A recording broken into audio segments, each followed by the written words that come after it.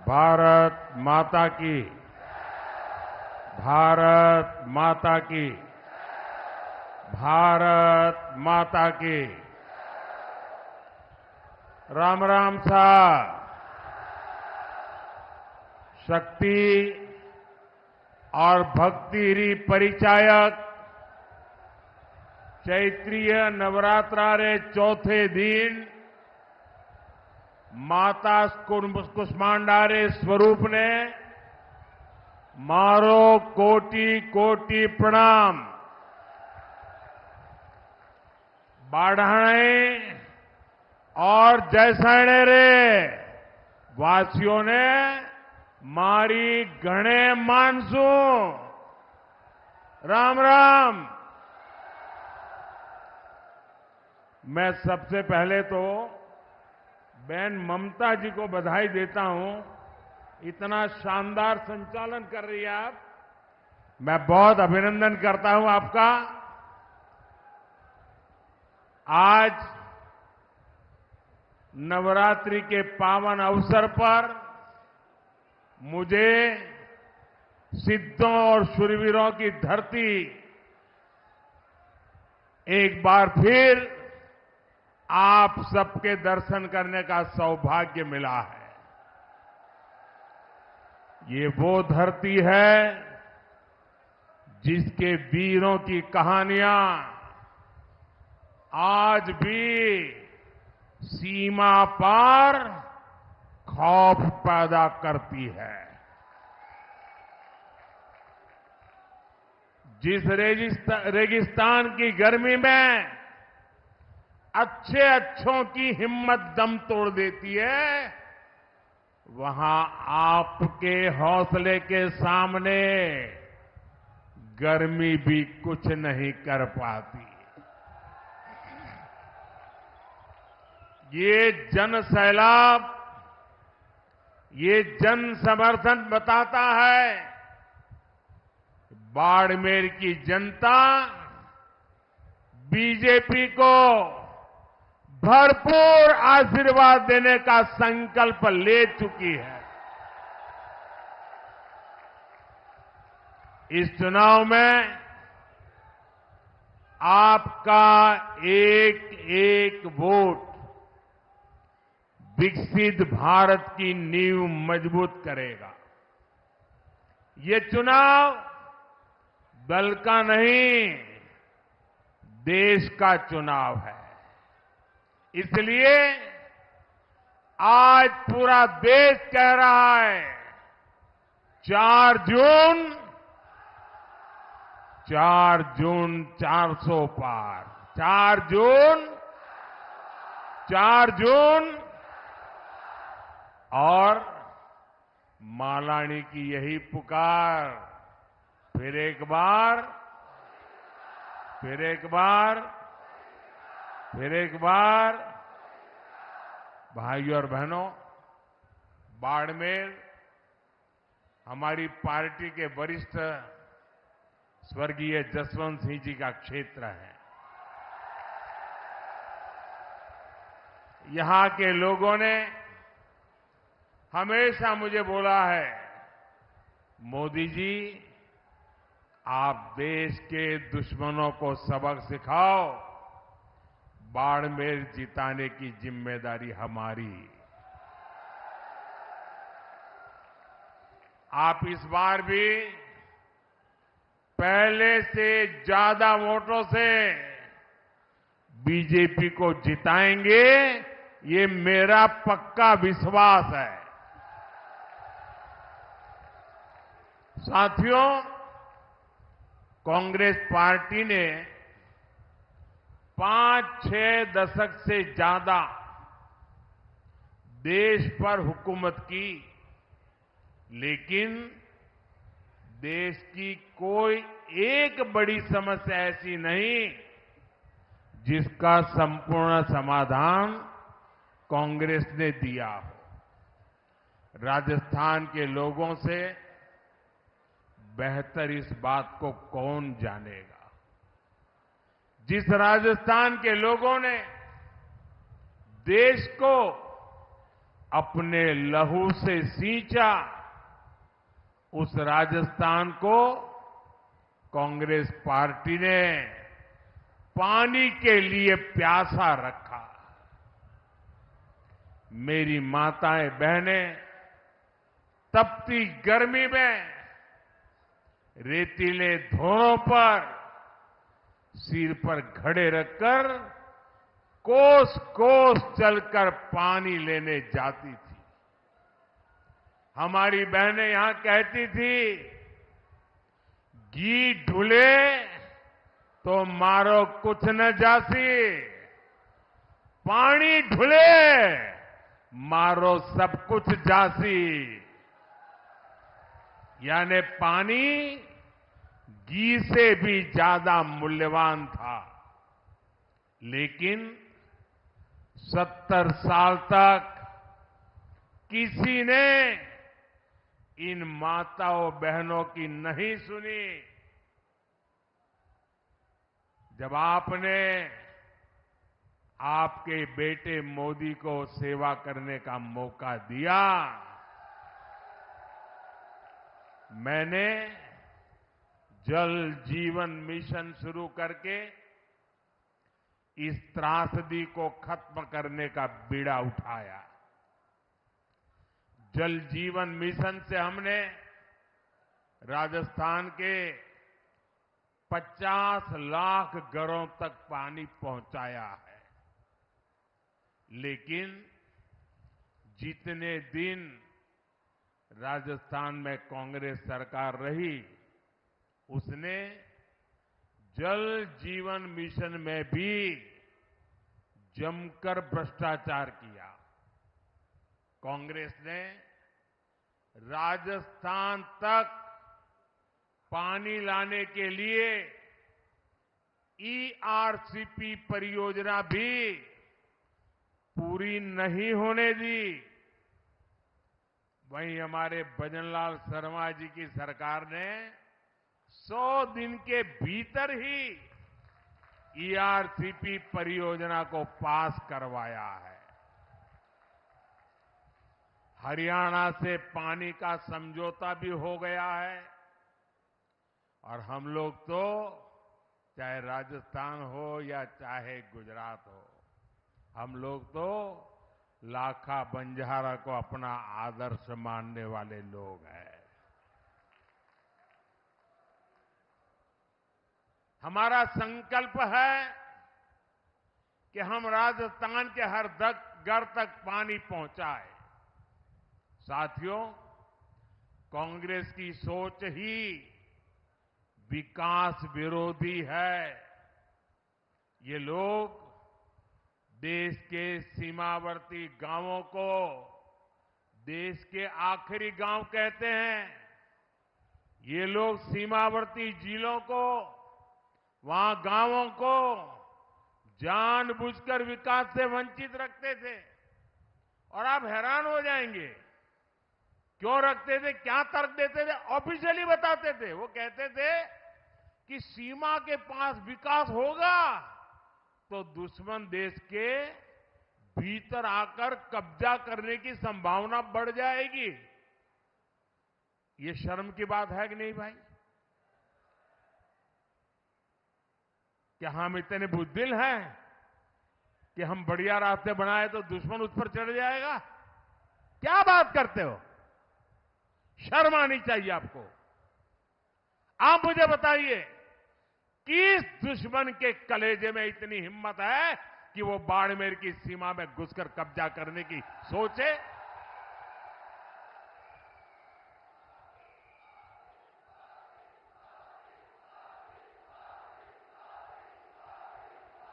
है हिम्मत किसी में? भाइयों बहनों, हम सीमावर्ती इलाकों को, सीमावर्ती गांवों को आखिरी गांव नहीं, देश का प्रथम गांव मानते हैं। हमारे लिए देश की सीमा यहां पूरी नहीं होती है, हमारे यहां से देश शुरू होता है। आज अगर देश में 4 करोड़ गरीबों को पीएम आवास मिले हैं, तो मेरे बाड़मेर को भी 2.25 लाख गरीबों को पक्के आवास का लाभ मिला है। भाजपा सरकार देश की आखिरी सीमा तक सड़कें और हाईवेज बना रही है। हमने बाड़मेर में मेडिकल कॉलेज भी खोला है। आज सीमावर्ती बाड़मेर में 72,000 करोड़ रुपए लागत की रिफाइनरी शुरू होने जा रही है। और मेरे बाड़मेर के भाई बहन सुनिए, अगर यहां कांग्रेस की सरकार न होती तो मेरे दूसरे टर्म में ही मैं आकर उद्घाटन कर जाता, लेकिन कांग्रेस ने ऐसे ऐसे रुकावटें डाली। लेकिन मैं आपको गारंटी देता हूं, मेरे तीसरे टर्म में मैं रिफाइनरी का उद्घाटन करने जरूर आऊंगा। और जिस दिन रिफाइनरी के उद्घाटन के लिए आऊंगा, उस दिन इस चुनाव विजय के लिए धन्यवाद भी करने आऊंगा। आने वाले समय में इस इलाके में रोजगार के अवसर पैदा होंगे, युवाओं के लिए नए रास्ते बनेंगे। मेरे बाड़मेर के भाई बहन जो पुराने लोग हैं, वो जब मेरी ये बात सुनते हैं तो उनको लगेगा या ये संभव है, ये होगा क्या? स्वाभाविक है कि ऐसी मुसीबतों में उन्होंने जिंदगी गुजारी है। यहां से पलायन होना बहुत स्वाभाविक था। मां बाप भी बच्चों को कहते थे, भाई कहीं और चले जाओ, यहां रह के क्या करोगे? वो दिन थे। ऐसा ही हाल कच्छ का था। मैं गुजरात का अनुभव बताता हूं आपको। कच्छ का भी हाल ऐसा ही था। लेकिन 2001 के भूकंप के बाद गुजरात के लोगों ने मुझे सेवा का मौका दिया। आज पूरे हिंदुस्तान का सबसे तेज विकास करने वाले जो जिले हैं, उसमें आज कच्छ जिला पहुंच गया है। मुंबई में जमीन की जो कीमत होती है, वो कच्छ की जमीन की कीमत हो गई है। अगर कच्छ बदल सकता है तो बाड़मेर बदल सकता है कि नहीं बदल सकता है? बदल सकता है कि नहीं बदल सकता है? मैं ये करके आया हूं और इसलिए मैं गारंटी देता हूं, ये भी मैं करके रहूंगा। यहां के एयरपोर्ट में भी पिछली सरकार ने जमकर रोड़े अटकाए थे। अगर कांग्रेस ने बेवजह ब्रेक न लगाया होता तो यहां का एयरपोर्ट 2 साल पहले ही चालू हो जाता। साथियों, कांग्रेस ने जिन लोगों को दशकों तक नहीं पूछा, मोदी उनको पूजता है। हमारे आदिवासी समाज के बच्चे आगे बढ़े, इसके लिए हम एकलव्य मॉडल आवासीय स्कूल खोल रहे हैं। आदिवासी समाज को सिकल सेल एनीमिया से मुक्ति दिलाने के लिए हम अभियान चला रहे हैं।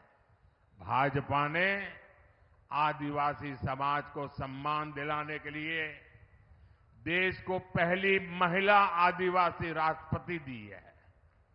हमारे गांव ढाणियों की महिलाएं, मेघवाल समाज, लंगा, मंगणियार समाज के लोग पीढ़ियों से हस्तकला का काम करते आए हैं। भाजपा ने पहली बार उन्हें आगे बढ़ाने के लिए पीएम विश्वकर्मा योजना शुरू की है। अपनी मेहनत से रेत में भी फसल उगाने वाले यहां के किसानों को भी कभी किसी ने नहीं सराहा। आज हम किसानों के सीधे उनके खातों में पीएम किसान सम्मान निधि भेज रहे हैं। किसानों की आय बढ़े, इसके लिए हम मोटे अनाजों को, श्री अन्न को पूरी दुनिया में प्रमोट कर रहे हैं। ये हमारा बाजरा कोई पूछता नहीं था, सिर्फ हम गांव के लोग खाते थे। आपको जानकर के खुशी होगी, अभी मैं जब अमेरिका गया तो अमेरिका ने राष्ट्रपति ने अपने घर में व्हाइट हाउस में बड़ा भोज रखा था, लेकिन मजा देखिए, उस भोज में जितनी चीजें खाने के लिए बनाई थी वो हमारे मोटे अनाज में से बनाई थी। हमारे बाजरे, हमारा ज्वार उसमें से बनाई थी। दुनिया में जो मेरा छोटा किसान पानी के अभाव में खेती करता है, मोटा अनाज पैदा करता है, मैंने दुनिया को समझाया है ये मामूली अनाज नहीं है, ये सुपर फूड है, सुपर फूड। आपकी सेहत के लिए उत्तम फूड है। और मैं दुनिया में आपके किसानों के द्वारा बनाई ये बाजरा ज्वार दुनिया में बेच रहा हूं। दोस्तों, मूंग का समर्थन मूल्य भी आज जितना है उतना कभी नहीं था। मोदी आपके सुख दुख में आपके साथ है, क्योंकि आपके सपने ही मेरे संकल्प है।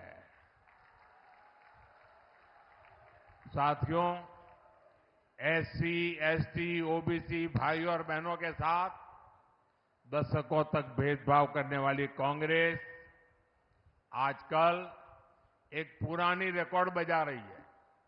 जब भी चुनाव आता है, संविधान के नाम पर झूठ बोलना ये इंडिया अलायंस के सब साथियों की फैशन बन गई है।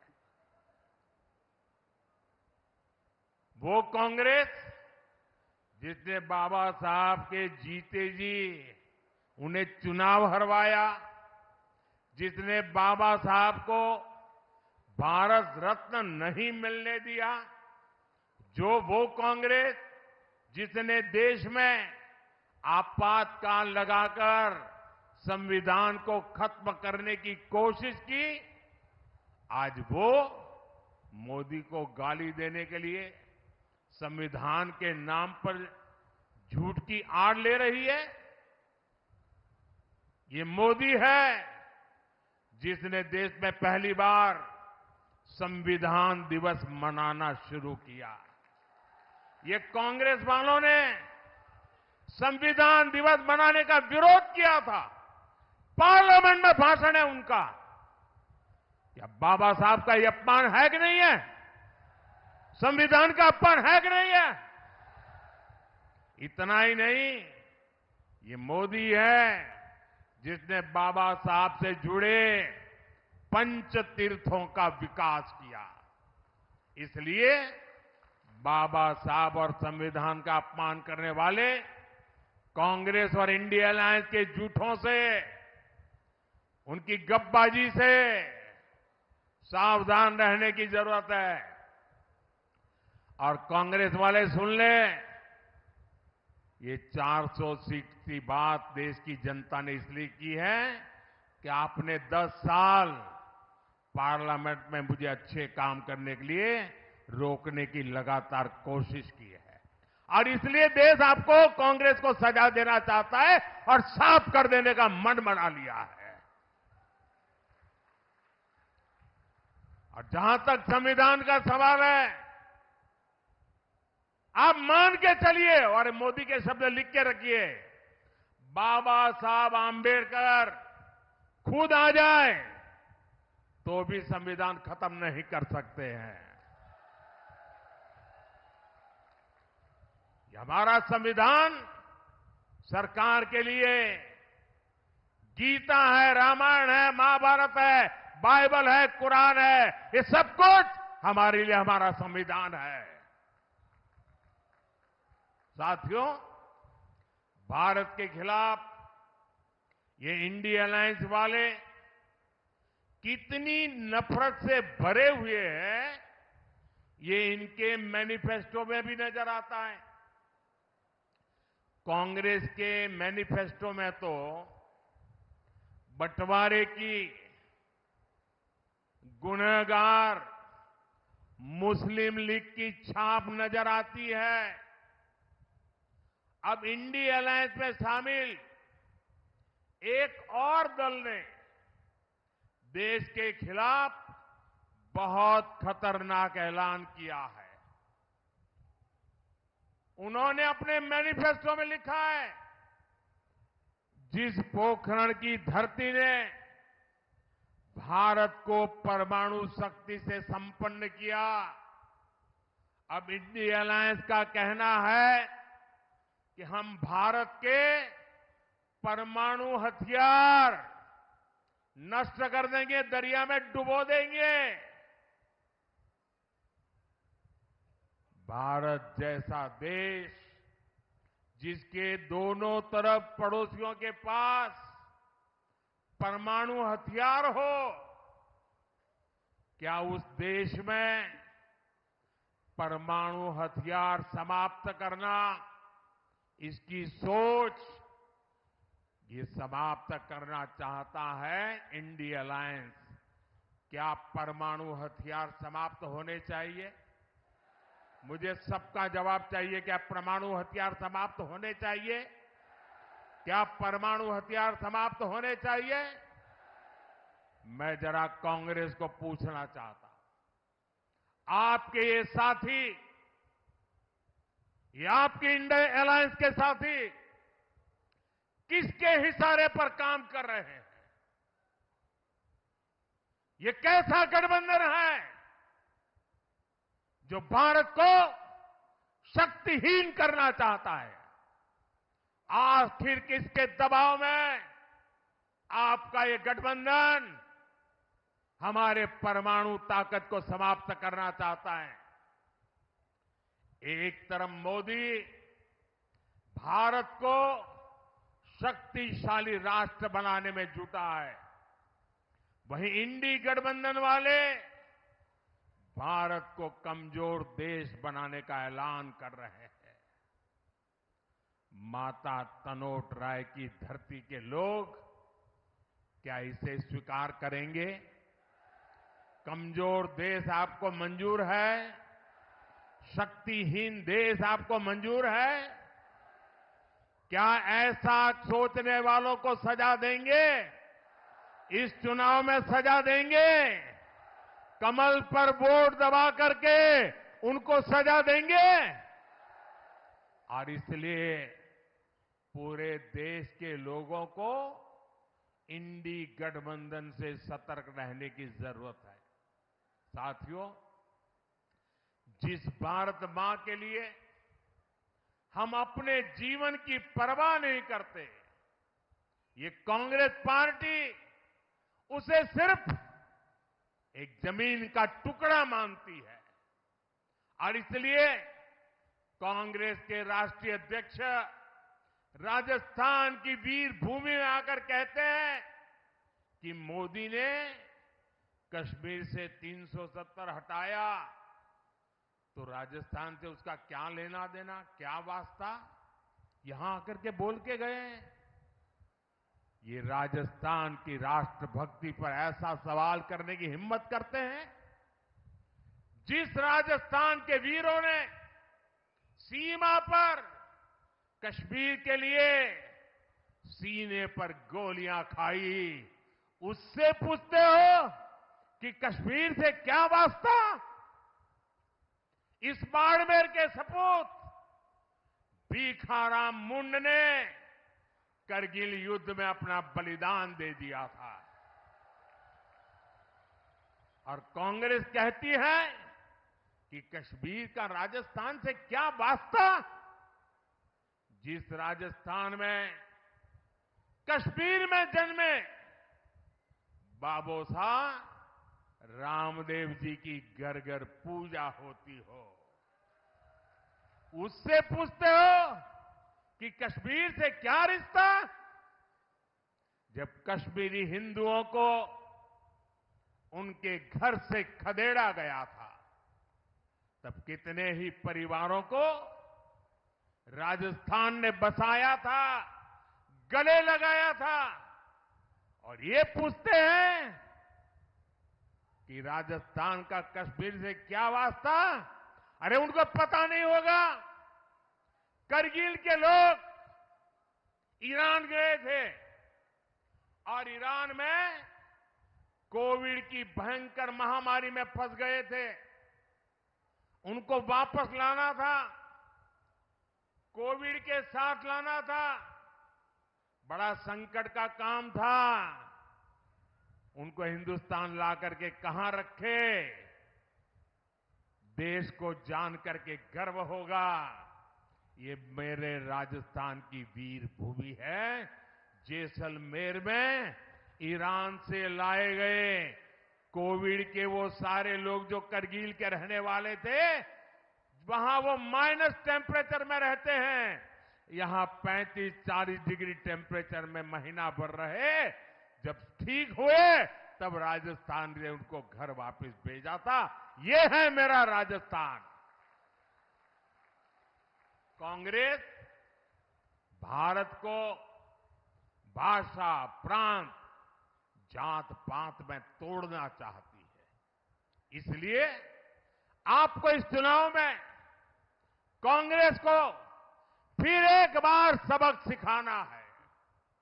साथियों, कांग्रेस हर उस काम का विरोध करती है जो देश हित में होता है।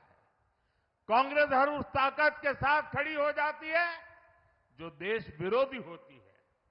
आप देखिए, हम लोग देश में, राजस्थान में शक्ति की उपासना करते हैं, माता की उपासना करते हैं, लेकिन कांग्रेस के शहजादे कहते हैं कि वो हिंदू धर्म की शक्ति का विनाश कर देंगे।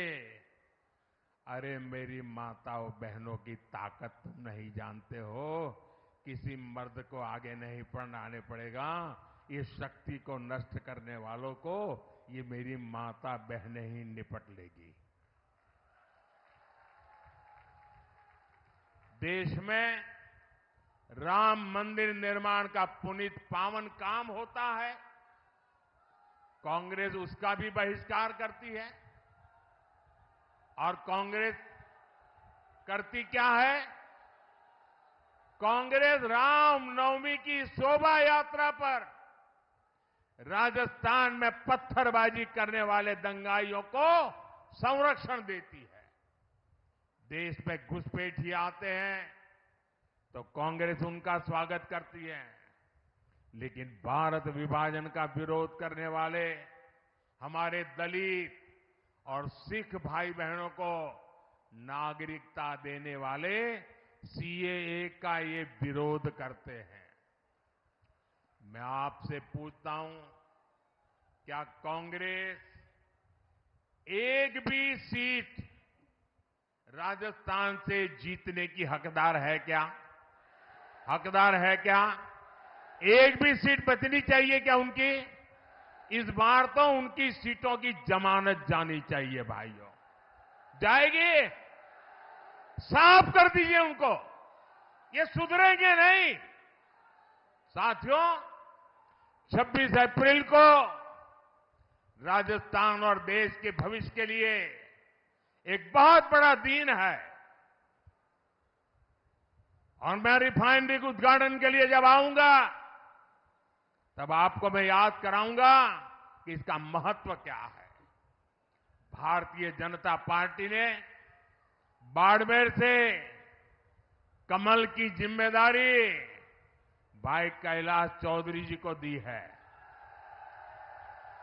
इसलिए आपको मोदी की गारंटी पर भरोसा करते हुए कमल पर बटन दबाने के लिए प्रार्थना करने आया हूं, आपके आशीर्वाद लेने आया हूं।